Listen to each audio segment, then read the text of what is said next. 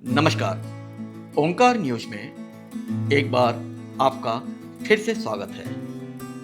Mask में एक नई स्टोरी के साथ बिहार में फिर से चुनावी रण सज गया है।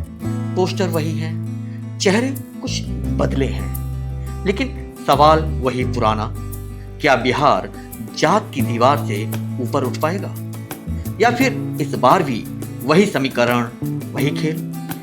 इस बार एनडीए ने सभी 243 सीटों पर प्रत्याशियों का ऐलान कर दिया है। 5 पार्टियां BJP, JDU, LJP Ramvilas, HAM और आरएलएम। लेकिन असली कहानी टिकट लिस्ट में छिपी है, जहां हर नाम के पीछे एक जात का हिसाब किताब बैठा है। एनडीए के 243 प्रत्याशियों में से 162 यानी 2/3 उम्मीदवार सवर्ण और ओबीसी तबके से आते हैं।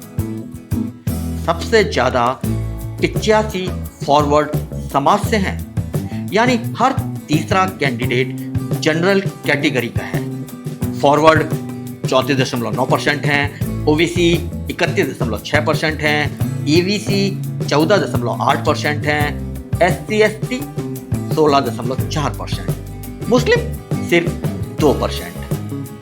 अब सोचिए, बिहार में फॉरवर्ड की आबादी सिर्फ 10.5% है, लेकिन एनडीए ने उन्हें 35% टिकट दिए हैं। क्यों? क्योंकि यही एनडीए का भरोसेमंद वोट बैंक रहा है। 2020 में ब्राह्मणों के 52%, राजपूतों के 55% और भूमिहारों के 51% वोट एनडीए को मिले थे, जबकि यादवों के 83% वोट महागठबंधन के खाते में गए थे, यानी यादव सिर्फ एक तरफा वोट डालते हैं और कहीं नहीं।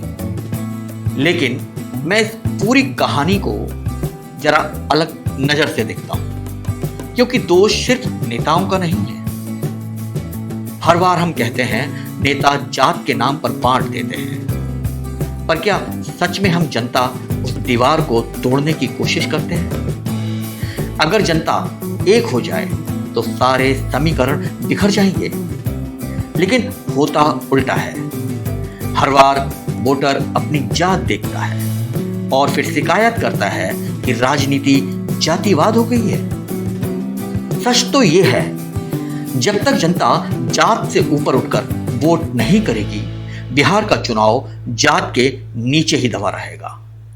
इस बार सवाल नेताओं से ज्यादा जनता से है। क्या आप जात नहीं बल्कि काम और चरित्र देखकर वोट करेंगे? बूझे कि नहीं? मैं हूं मास्क, ओंकार न्यूज के साथ।